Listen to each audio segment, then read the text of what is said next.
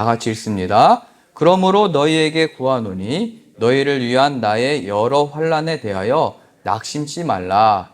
이는 너희의 영광이니라. 아멘.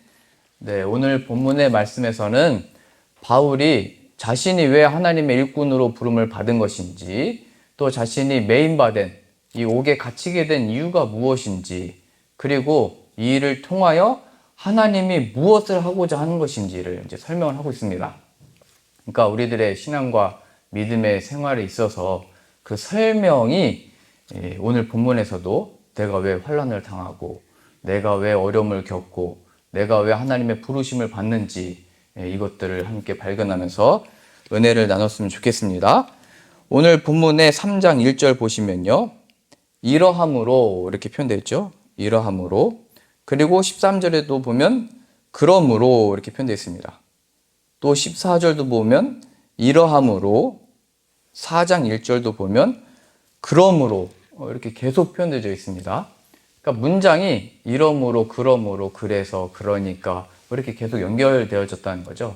이게 어디로부터 시작된 거냐면 2장에 나와 있었던 우리가 죄와 허물로 죽었으나 하나님이 그리스도 예수 안에서 우리를 살리셨다. 그러므로 이렇게 이어지고 있는 것입니다. 그러니까 우리들에게 펼쳐지는 그 상황들에 대한 모든 설명이 죄에서 구원을 베풀어 주신 사랑으로 인하여 내가 이렇게 매이기도 하고 하나님의 일꾼이 되어지기도 하고 내가 이 일을 계속 하기도 한다. 이런 설명들이 주어지고 있는 것입니다. 그래서 이 에베소서를 통해서 나타내고자 하는 바는 바울이 왜 그런 일을 당했대? 왜 그런 어려움 중에 있대? 왜 그런 거래? 라고 하는 모든 집중하는 이야기들 속에 봐라, 내가 그러므로 이러므로, 왜냐하면 이 설명이 다 내가 허물과 죄로 인하여 죽어 있었으나 예수 그리스도 안에서 하나님이 나를 살리셨기 때문에 나에게 지금 이러한 일이 주어지고 있는 것이다. 그러니까 바울 자체의 삶을 통하여 예수 그리스도 안에서 나타내신 하나님의 사랑을 설명해내고 있는 것입니다. 그것으로 인하여 바울도 위로를 얻는 것이고, 그가 매인바되고 박해를 받았으나 그거에 대한 설명을 자신도 얻고 자신의 박해받는 모습 속에 하나님을 설명해내고 있는 것이고요. 자신이 계속하여 나는 표대를 향하여 나가고 있는 것이다 라고 그것을 가지고 설교를 했던 것입니다. 그러니 우리들에게 주어진 모든 상황들도 예수 그리스도 안에서 우리의 상황들을 바라보고 이해하고 하나님을 전할 수 있는 도구로 삼으실 수 있기를 소망합니다. 하나님께 붙들림을 받으면 우리들의 모든 상황도 하나님을 증거할 수 있는 도구가 될 수 있다는 것을 굉장히 우리에게 위로와 소망과 힘으로 주고 있는 것입니다. 그래서 13절 보시면요, 그러므로 너희에게 구하노니 너희를 위한 나의 여러 환난에 대하여 낙심치 말라. 이는 너희의 영광이니라. 오히려 나의 매인 것으로 인하여 걱정하거나 상심하거나 좌절하지 말고 나는 지금 하나님의 영광을 위해서 일하고 있는 것이니까 너희에게도 이것이 영광의 일이다. 너희들이 낙심하고 내 소문을 듣고 기가 죽고 우리는 이제 어떻게 되는 거냐 걱정하지 말고 하나님이 지금 일하고 계시고 이끄시는 중이시고 하나님의 뜻을 이룰 것이니까 아무 염려하지 말아라. 오히려 이것은 하나님이 일하고 계시는 증거가 되는 것이다. 특별히 우리가 지난주 또 지지난주에 보셨듯이 바울을 통하여 하나님이 이루신 역사는 특별하게도 유대인들과 이방인들이 한 교회로 모이게 되는 역사에 있어서 사도 바울이 나는 이방인의 사도라고 고백을 했잖아요. 유대인들에게는 박해를 받아서 이방인들에게서 복음을 전했더니 이방 나라 여러 민족들 가운데 주의 교회들이 생겨나게 되었습니다. 그래서 하나님이 어떤 분이신지 이 유럽의 역사 가운데 유대인과 이방인은 서로 남남인데 그 막힌 담이 무너지지 않을 것 같았는데 예수님의 보혈의 능력으로 허물어져서 한 장소 한 곳에 모여서 한 입으로 예수님을 주라 시인하더라. 바울이 이 복음을 전할 때 이 교회 역사가 일어났죠. 그래서 우리가 이렇게 함께 모인 것 자체가 하나님의 살아계심과 예수 그리스도의 보혈의 능력이 무엇인지가 성이 서로 다르고 생김새도 다르고 출신이 다 다르지만 한 자리에 모여서 한 입으로 예수님을 주라 시인하고 예수님의 이름으로 기도하고 예수님의 이름을 높임으로 하나님의 살아계심이 증거되고 있는 것입니다. 그래서 오늘 어디를 가는 겁니까? 또 누구와 예배를 드리는 겁니까? 나도 잘 모릅니다. 하나님이 예배하신 자들을 또 예배 자리에 보내주실 텐데 그것이 누구든지 상관없습니다. 예수님이 함께 계시면 그 사람들이 나의 형제가 되는 것이고 예수님이 함께하는 자들이 내 친구가 되는 것입니다. 그래서 이 예배 자리에 나와서 함께 친구가 되고 위해주는 자가 되고 그것이 바로 가족이 되는 것이죠. 예수님께서도 말씀하셨습니다. 제자들을 가르치고 계실 때 예수님과 예수님의 친동생들이 찾아와서 예수님을 막 구했습니다. 우리가 왔다. 예수야, 우리를 좀 봐라. 막 그 동생들이 형, 우리 좀 봐요. 이렇게 얘기를 했는데 예수님은 이제 말씀을 가르치는 일에 집중을 하고 계셨습니다. 그때 제자들이 예수님께 말씀을 전했죠. 지금 예수님의 가족들이 왔습니다. 어머니가 오셨습니다. 그랬더니 예수님이 말씀하셨잖아요. 누가 나의 형제고 누가 나의 가족이고 누가 나의 어머니냐. 여기 지금 이 자리에 앉아서 내 말을 듣고 순종하고 따르고자 하는 자들이 내 가족이요 내 어머니다. 이런 말씀하십니다. 그러니까 주의 말씀이 있는 곳에 진정한 가족이 있는 것이고요. 진정으로 우리를 위해주는 자들이 있는 것이고 진정으로 하나님을 함께 바라보는 이 영광을 누리는 교회가 있는 것입니다. 특별히 사도 바울은 이방인에게 복음을 전했을 때 정말로 그 허물어지지 않을 것 같은 그 담벼락 같은 단단한 벽이 무너져 내린 것이죠. 마치 동독과 서독이 서로 이렇게 갈라져 있고 문화가 다르고 경제가 다른데 그 벽이 허물어졌던 그 기적과 같은 역사가 일어났던 것처럼 또 남과 북이 또 그렇게 무너질 줄로 믿습니다. 그 남북이 하나 되는 그 역사 또 그것이 하나로 통합되어지고 한 입으로 연합할 수 있는 역사는 예수 그리스도의 보혈의 능력에 있는 것입니다. 그래서 바울을 통하여 지금 그 역사가 일어났다는 것을 보여주게 됩니다. 그래서 3장 1절입니다. 이러함으로 예수님의 보혈의 능력으로 내가 죄사함과 이 생명이 살아남으로 인해서 살아계신 하나님의 역사로 인해서 이러함으로 그리스도 예수의 일로 너희 이방을 위하여 갇힌 자 된 나 바울은 그러니까 내가 갇힌 이유는 내가 사역을 잘못해서도 또 뭐 잘해서도 아니고 하나님이 이 이방 사람들도 교회로 하나님의 백성 삼으시기 위하여 나로 하여금 갇히게도 하신 것이다. 이 일을 통하여 복음이 더욱더 증거되게 하신 것이다. 그러니 나는 육신은 고단하고 쇠하나 날마다 기쁘고 날마다 표대를 향하여 가고 날마다 내가 하나님께 이 감사와 영광이 있다. 그러니 낙심하지 말아라. 오히려 바울이 위로해주고 있는 것입니다. 이 에베소 교회 성도들에게요. 에베소 교회 성도들은 걱정함으로 염려함으로 연보도 보내고 먹을 것도 보내고 입을 것도 보내고 걱정하면서 보내서 우리가 기도하고 있습니다. 이렇게 했는데 오히려 바울이 걱정하지 말아라. 염려하지 말아라. 오히려 내가 하나님을 위하여 지금 갇혀 있는 것이다. 이렇게 설명을 하고 있는 것입니다. 그래서 우리가 매이든지 갇히든지 예수님을 믿으면서 당하는 모든 일들 가운데 그것을 어떻게 설명하면 되는지 여기 잘 나와 있죠.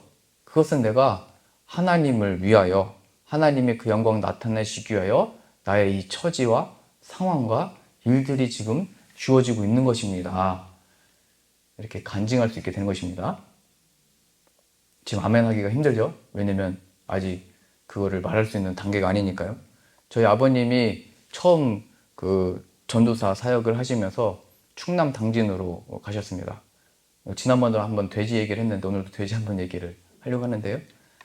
그때 저희 아버님이 교회 사역하시는데 봉고차가 없으셨대요. 그래서 교회에서 봉고차를 구입을 하자 해가지고 다들 그렇게 이제 헌신을 하신 거죠. 그때 그 재정 보시는 집사님이 나와서 갑자기 그런 얘기를 하더래요.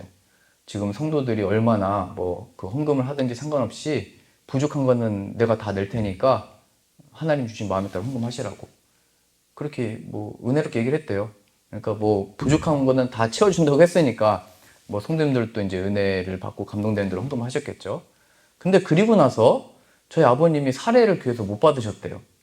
그래서 한 달이 지나고 2달이 지나고 그래서 집사님한테 왜 내 사례를 안 주냐고 그랬더니 이 집사님께서 내가 그때 자동차 그 교회 구입한다고 내가 다 낸다고 했는데 사실은 성도들한테 헌금을 많이 내게 하려고 그렇게 얘기한 거고 지금 교회 재정으로 다 지출을 해가지고 사례를 못 드린다고 난 그런 생각으로 얘기를 했는데 뭐 잘 안 돼서 이렇게 됐다고. 그래서 저희 아버님이 알았다고 하셨대요. 그리고 나서 이제 하나님이 또 문제가 생기게 한 것입니다. 문제가 뭐냐면 지난번에는 막 새끼가 낳자고 했잖아요. 기도해가지고. 이번에는 새끼를 낳는데 돼지가 젖이 안 나온대요. 더 큰 문제죠. 새끼를 받았는데 젖을 먹어야 살 거 아니에요. 이 새끼가 나오면은 젖을 먹어야 뭐 다른 걸로 뭐 어떻게 줄 수가 없는 거잖아요. 큰일 나가지고 저희 아버지한테 전화를 해가지고 지금 빨리 기도 좀 해달라고 큰일 났다고. 이거 첫 새끼들 다 낳고 젖을 먹여야 이게 지금 돼지가 몇 마리 나는 줄 아세요? 엄청 많이 나오거든요, 새끼도. 다 죽게 생겼다고. 그래서 저희 아버님이 가가지고 이 사례비도 안 주고 거짓말한 이 성도들을 위해서 기도를 하셨는데 그날부로 젖이 나와가지고, 예, 그러니까 이분이 얼마나 은혜를 받았겠어요, 그렇죠? 그래가지고 그 뭐 돼지 잘 키워서 잘 했겠죠. 근데 이제 믿음의 시험이 이제 이렇게 해서 또 오게 된 겁니다. 그게 뭐냐면 정말 기도받고 정말 하나님 함께 계시니까 하나님이 새끼도 주고 이 젖도 나오게 하고 하나님께 생명이 있는 거구나. 내가 이 축사를 크게 해야 되겠다. 해서 축사를 크게 짓고 사업을 크게 이제 벌려는 겁니다. 그래서 목사님에게 저희 아버지에게 언제 어느 날 와서 이제 예배도 드려주고 이 기도를 좀 해달라고 축사를 해달라고 그래가지고 날을 잡아놨는데 어느 날 갑자기 전화가 왔대요. 그날 말고 딴 날 했으면 좋겠다고. 근데 저희 아버지가 딱 느낌이 오셨나 봐요. 점치고 갔냐고.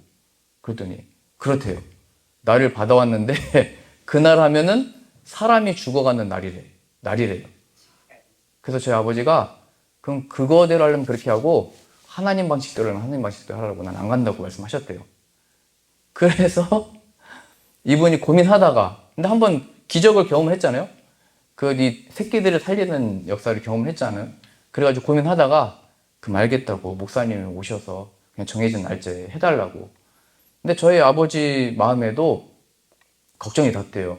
그때 사람이 죽어가는 날이라는데 그때 예배 드리지 말라고 했는데 예배 드리고 나면 이거 어떻게 될까. 근데 예배 잘 드리시고 기도 다 해주고 왔는데 무슨 일이 일어나지 않을까 했는데 아무 일도 일어나지 않았대요. 그리고 나서 전화가 왔는데 무슨 전화가 왔냐면요. 목사님, 저희 가정이 아이를 갖게 됐어요. 이런 전화가 왔대요. 알고 봤더니 기도 부탁을 하신 분하고 형님분도 무정자증이어가지고 자손이 없는 가정이었거든요.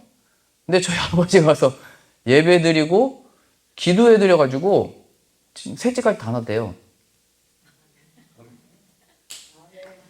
그러니까 저희 아버지로 보자면 사례비를 못 받고 이게 하는 게 어디서 말하기도 어렵죠. 그렇죠? 이게 또 사역하면서 이게 얼마나 또 어려움이겠어요.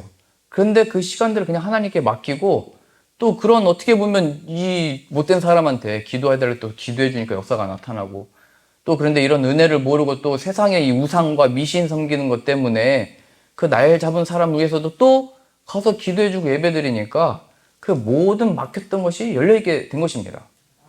하나님이 그렇게 역사를 하셨다는 거예요. 그래서 지금 이 바울도 이방인의 사도가 됐다는 것은 여러분 유럽의 그리스나 이런 데 가보시면 이방신들이 엄청나게 많죠. 그리스 로마 신화에 나오는 모든 신들이 많이 있잖아요. 이런 이방신을 섬기는 사람들에게 복음을 전했던 거예요. 그런 헛된 우상들 다 버리고 이방신들 믿던 거 다 버리고 지금으로 말하자면 돈 따라가고 너의 중심으로 살아가는 자신의 유익과 명예와 생명을 위해서 살아가는 헛된 거니까 다 버리고 주 예수를 믿어라. 회개하고 돌이켜라. 이렇게 복음을 전했을 때 다 은혜들을 얻게 된 것이고 또 이렇게 바울이 어찌 보면 그도 사례를 못 받고 이렇게 선교를 다녔던 거잖아요. 복음을 전하고 교회에서 가르쳤던 거잖아요. 이 에베소 교회에서 2년, 3년을 목회했던 것입니다. 그렇게 자신에게 어떤 유익을 구하지 않고 이렇게 사역을 하니까 이 교회가 또 돕고 위해주고 또 그의 갇힌 바를 통하여 하나님이 지금도 일을 하고 계시고 역사하시는 것이고 저 갇힌 자 된 바울을 통하여 하나님의 생명이 계속 펼쳐지고 있는 것이구나. 영혼이 살아나는 경험이 있으니까 그 어려움들을 계속 감당해 나가고, 그래서 이렇게 말할 수 있는 거죠. 이러함으로 그리스도 예수의 일로 너희 이방을 위하여 갇힌 자 된 바울은, 이렇게 표현할 수 있는 것입니다. 그러니 우리들에게 처한 모든 상황, 아니 내가 예수님을 믿다가 왜 이런 일을 당하고, 하나님을 열심히 섬기는 마음을 가지자마자 왜 이런 어려움이 닥치고, 내가 선으로 행했는데 왜 이것을 악으로 갚고, 내가 주의 일을 위해서 힘쓰고자 했는데 왜 힘든 일이 생기나라고 했을 때, 하나님의 그 악함을 통하여 또 어려움을 통하여 선으로 바꾸실 줄로 믿습니다.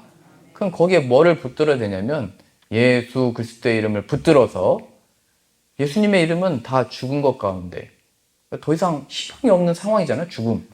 근데 부활을 통하여 하나님이 역사를 만들어내셨듯이 나의 다 끝난 것 같은 상황, 더 이상 막혀서 관계가 회복될 수 없는 것 같은 상황, 그 모든 답답한 상황 가운데 부활하신 예수님을 믿습니다. 그 예수님이 역사하여 주옵소서, 예수님이 그 길을 열어 주옵소서, 예수님이 뜻하시는 대로 나를 사용하여 주옵소서 하면, 우리가 매여 있든지 박해를 받든지 어떤 어려움이 되든지, 이건 뭐 해결이 된다 안 된다의 문제가 아닙니다. 하나님이 해결되든지 안 되든지 그걸 사용하셔서 하나님의 복음이 이렇게 지금 바울의 이야기가 기록되어 있고, 이것을 통해 우리가 하나님을 지금도 보고 배우듯이 우리의 그러한 모든 삶을 하나님이 사용하셔서 그의 살아계심과 역사심이 나타난다는 사실입니다. 7절 말씀 보겠습니다. 이 복음을 위하여 그의 능력이 역사하시는 대로 내게 주신 하나님의 은혜의 선물을 따라 내가 일꾼이 되었노라. 또 왜 이런 얘기를 하고 있냐면, 야 바울을 봐라, 저 매인 거 보니까, 잡혀간 거 보니까 뭐 잘못됐다. 뭐 하나님이 그 바울을 사랑하면 저렇게 잡혀가도 그냥 두시겠냐. 피하게 해주시고 어려움 안 겪게 해주시고 잘 되게 해주시고 성공하게 해주시겠지. 왜 저렇게 힘없이 잡혀가냐. 그랬겠죠. 그래서 늘 공격을 받았다는 거예요. 바울이 뭐 유대인만이 아니고 그를 비방하고 조롱하는 모든 자들에게도 그렇게 비방을 받았습니다. 본래 그는 예수님과 함께 했던 제자도 아니고 그가 오히려 예수 믿던 자들을 박해했던 자다. 그 죄로 인해서 지금 저 고난을 받고 있는 것이다. 뭐 이렇게 정죄도 하고 판단도 하고, 그러니까 바울도 개인적으로 힘들었겠죠.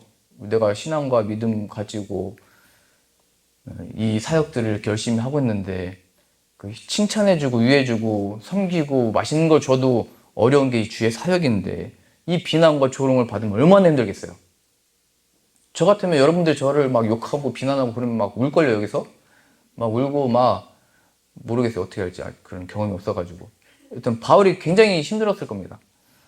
그런데 그가 뭐라고 표현한 거냐면 7절 다시요. 이 복음을 위하여 그의 능력이 역사하시는 대로 내게 주신 하나님의 은혜의 선물을 따라 내가 일꾼이 되었다. 너희들이 나를 비난하든지 조롱하든지 칭찬하든지 위해 주든지 상관없이 나는 하나님의 선물을 받았고, 이 믿음으로 나를 일꾼 삼아 주신 것은 하나님이다. 예수님이요, 사람들이 칭찬하고 위해주고 임금 삼으려고 할 때 그걸 그냥 휙 지나가시죠. 그 오병이의 기적을 행하셨을 때도 사람들이 우리의 임금이 되어주십시오, 우리를 살려주십시오. 그랬더니 예수님이 저 배 타고 딴 데 가셔가지고 홀로 기도하셨습니다. 그리고 또 어떤 자들은 예수님을 막 비난하고 조롱하고 그 위협에 빠뜨리기 위해서 시험에 드는 질문들을 했을 때 피하지 않고 또 답변을 하셨습니다. 그러니까 예수님은 누군가 위해준다고 해서 거기 계셨던 분이 아니고, 누가 막 싫어하고 막 살아의 위협이 있다고 해서 거길 피하는 그런 분이 아니셨습니다. 하나님이 나를 보내셨기 때문에 내가 있기도 하고 나는 가기도 한다. 이 세상의 인생들은 뭔가 유익을 취하는 것 같으면 거기 모이려고 하고, 이익이 없으면 흩어지는 자이고 회하려고 하고 뭐 위해주는 것 같지만, 나는 하나님의 보내신 일꾼, 하나님을 경배하고 하나님 섬기러 온 자이기 때문에 그 뜻에 따라 있기도 하고 가기도 한다. 그 예수님의 삶이셨죠. 그러니까 바울도 마찬가지인 겁니다. 하나님이 뜻하시면 매이기도 하고 풀려나기도 하는 것이다. 다만 하나님의 복음이 증거되고 있으니 또 이 일 과정 가운데, 이 일들 가운데 누가 나를 칭찬하든지, 위해주든지, 비난하든지, 조롱하든지, 그것은 아무것도 아니다. 하나님이 나에게 주신 선물로 인하여 내가 세움을 받았는데, 누가 나를 정죄하리요? 하나님이 예수 그리스도도 아끼지 아니하고 나를 구원자로 예수님을 삼아 주셨는데, 하나님이 그 무엇을 아끼지 않고 무엇을 아끼겠느냐? 나에게 모든 것을 허락하시고 예수 그리스도 안에 이 충만한 복을 주셨으니 또 누가 나를 정죄하겠느냐? 이런 신앙과 믿음이 있으니까 이렇게 말한 것입니다. 나는 하나님이 세우신 일꾼이다. 누가 나를 정죄하겠느냐? 누가 나를 쓰러뜨리겠느냐? 그러니까 하나님께 선물로 받은 이 믿음은 좌로나 우로나 흔들리거나 마음이 왔다 갔다 하는 게 아니라 그런 마음이 들 수는 있지만 그러한 마음을 잡을 수 있는 믿음이 있는 것입니다. 우리 오늘 그 선거 결과가 나왔잖아요. 제가 설교하면서 정치 얘기를 한 적이 한 번도 없는데 그냥 성경의 교훈으로 이 은혜를 나누고 함께 기도하고 싶은데요. 누가 세워지든지 성경대로 얘기합니다. 상관이 없습니다. 우리는 누가 세워지든지 그 자들을 위해서 기도하면 되는 것입니다. 누가 세워지든지 그 자가 회개하여 예수 그리스도를 만나면 하나님의 큰 영광이 나타나는 것입니다. 우리가 염려하고 걱정하고 두려워하는 마음들이 있습니다. 또 누군가가 또 내 마음에 드는 사람이 됐을 때는 또 기대하는 마음과 소망이 있다가 또 후회한 적도 많잖아요. 그러니까 우리들의 역할은 누가 됐느냐 안 됐느냐에 따라 왔다 갔다 하면 안 되고 그런 마음이 있을 수 있지만 신앙과 믿음으로 나의 주, 나의 왕은 예수 그리스도이시니 이 내가 하나님이 또 허락하시고 세운 이 자를 위해서 기도하겠습니다. 저 자들을, 저 관리들을, 저 사람 때문에 내가 낙심하거나 좌절하거나 힘 빠지지 말고 오히려 우리는 이 하나님의 자녀된 권세 속에 그들을 위하여 기도할 수 있는 권세가 있는 것입니다. 하나님의 복을 구하여 기도하고 그 사람들이 변화를 받으면 그것보다 놀라운 일이 없겠죠. 오히려 우리가 더 기도를 하겠죠. 우리가 더 오히려 신앙과 믿음으로 우리도 살려면 그러니까 신앙과 믿음을 박해하는 자는 절대 서지 말라고 했는데 하나님께 위협을 더 느낄 때 걱정이 들 때 염려가 들 때 그러니까 누가 세워지든지 물론 누가 더 하나님의 법을 위하여 정치를 하느냐도 관심을 가져야 되겠지만 이스라엘 백성들이 포로로 끌려갔을 때 그들을 포로 귀환시켜준 그 하나님의 구원은 하나님을 몰랐던 고레스라는 왕이 이스라엘 백성들에게 포로 귀환을 시켰지 않았냐. 빌라도는 그 권세로 예수 그리스도를 십자가에 못 박는데 내주었으나 하나님이 살리시지 않으셨냐. 누가 지도자이든지 누가 황제이든지 누가 뭐든지 그게 왜 너의 걱정이냐. 그들 위해서 그 모든 권세 위에서 통제하시고 제한을 하시고 그 손 안에 두고 역사하시는 하나님을 잊지 말아라. 내가 지금 매여 있든지 풀려 있든지 누가 나를 조롱하든지 칭찬하든지 난 그건 아무것도 아니다. 왜냐면 하나님이 나를 일꾼으로 세우셨고 하나님이 지금 나로 하여금 이 자리에 서게 하셨기 때문이다. 이 신앙과 믿음으로 가면 되는 것입니다. 여러분 그 모든 분야가 마찬가지인데요. 저도 그 기도 실험인의 사역을 하면서 여러 그 전문가들을 만나볼 때마다 그런 유혹들이 있습니다. 각 분야 사람들이 정말 전공을 잘 살려서 자기 분야 연구를 열심히 해가지고 끝에 가보면 다들 한계를 느낍니다. 의료든 뭐 지식이든 연구자든 상관이 없습니다. 우리 인간의 지식의 한계를 느끼거든요. 정치 얘기 나왔으니까 그냥 이 얘기 한 번 더 하겠습니다. 정치인들은 어떤 공약을 내고 어떤 정치를 얘기합니다. 그러면 인간에게 평화와 평강을 줄 수 있다고 얘기를 하죠. 그렇게 말을 하잖아요. 공약이 우리를 위해서 좋게 뭔가를 하겠구나. 그럼 그 첫 시작부터 얘기해 볼게요. 근데 정치는 인간을 모릅니다. 처음에 어떤 일이 일어나요? 산업화가 일어나면서 물건이 만들어졌을 때 사람이 돈이 있으니까 돈을 그걸 사요. 근데 너도 나도 필요하니까 물건은 별로 만들지 않았는데 다 사가니까 적당히 사십시오. 한 사람도 한 개씩 사십시오. 우리 예전에 마스크 살 때도 막 그랬잖아요. 통제했잖아요. 근데 그 말 들어요, 안 들어요? 두려운 마음 드니까 막 있으면 막 다 살려고 하잖아요. 그것처럼 초창기 때 산업화가 일어나서 물건들이 생겨났을 때 사람들이 막 다 사고 사재기라고 다른 사람 못 사겠던 거예요. 그래서 아무리 교육하고 가르치고 초등학교 때부터 교육을 해도 사람의 마음에 어떤 그 자신의 유익을 얻고자 하는 그 욕심이 있더라. 그래서 정치인들이 세워지고 뭐 대통령 왕이 세워졌을 때 법을 만든 거죠. 이제 이 물건에는 10%의 세금을 떼가니까 당신들 알아서 하십시오. 10% 세금 뗄 거니까 사람들이 적게 살 거라고 생각한 거죠. 그래서 통제를 한 겁니다. 그럴 때 사람들이 처음에는 내가 처음에는 이거 1,000원 주고 샀는데 이제는 뭐 1,500원을 주고 사야 되네. 세금을 뭐 10%, 지금 뭐 독일은 23%, 폴란드도 뭐 19%뭐 그러거든요. 한국은 10%니까 그렇게 많은 건 아닌데 내가 전에는 1,000원 했던 걸 뭐 1,100원, 1,200원 내야 되네. 돈이 많이 드니까 좀 적게 살겠죠. 근데 일정 기간만 그러다가 사람들이 시간이 지나면 또 사재기를 막 하는 거예요. 그래서 정치인들이 또 다른 법을 만들고 또 다른 법을 만들고 뭐 우리 아파트도 다 마찬가지잖아요. 그 통제를 하려고 무슨 법도 만들고 무슨 법도 만들지만 통제가 안 되죠. 돼요? 여러분들이 법을 다 지켜요? 다 알지도 못하잖아요, 법을. 그러니까 정치인들은 우리가 법을 잘 만들고 어렸을 때부터 교육을 그냥 잘 시키면 다 된다고 생각하지만 인간은 안 변한다는 그 죄, 이 안에 있는 그 욕심을 그 통제할 수 있는 능력이 없다는 것이 그래서 많은 법들이 계속 생겨나는 거예요. 제가 율촌 그 가서 신회 때 설교도 해보니까 자꾸 많은 법들이 만들어지는 이유도 그 보험사도 가면요. 그 보험도 뭐 8,000가지인가 된대요. 계속 그걸 만드는 이유가 인간이 그 욕심을 통제할 수 없더라. 불안한 마음도 어떻게 할 수 없어서 계속 보험도 생겨나고 법도 계속 만들지만 인간이 변하지 않기 때문에 계속 많아지더라. 그러니까 우리가 의지해야 되는 것은 저 법만 생기면 저것만 되면 저것만 없어지면 이건 속는 것입니다. 예수 그리스도가 계시면 인간의 그 정욕과 탐심과 욕심이 해결을 받을 수 있고 신앙과 믿음으로 절제를 할 수 있다는 것을 알아서 신앙과 믿음이 생기게 해주십시오. 왕이 있든지 대통령이 있든지 총리가 누구든지 그 사람들이 하나님을 경외하는 사람이 되게 해주십시오. 그게 우리들의 역할이라는 거예요. 예수님을 아는 법관들이 세워지게 해주시고 그래서 하나님의 정의와 공의가 세워지는 나라와 민족 되게 해주십시오. 그게 우리들의 역할이라는 겁니다. 그렇게 기도하고 싶지 않고 정말 기분이 나쁘면 우리가 선거 출마하면 되는 겁니다. 둘 중에 한 가지 하세요. 비난과 정죄는 이제 멈추고 위해서 기도하든지 아니면 내가 준비하고 우리 자녀들을 그렇게 키워서 거기 보내서 그 자리에서 기도하는 일꾼으로 세우면 되는 것입니다. 그래서 다양한 분야의 다양한 사람들 가운데 이 믿음의 사람들이 필요한 거예요. 믿음의 사람들이 지금도 우리가 다 몰라서 그렇지 정치든 뭐 법이든 어디든 다 기도하는 사람들이 있어요.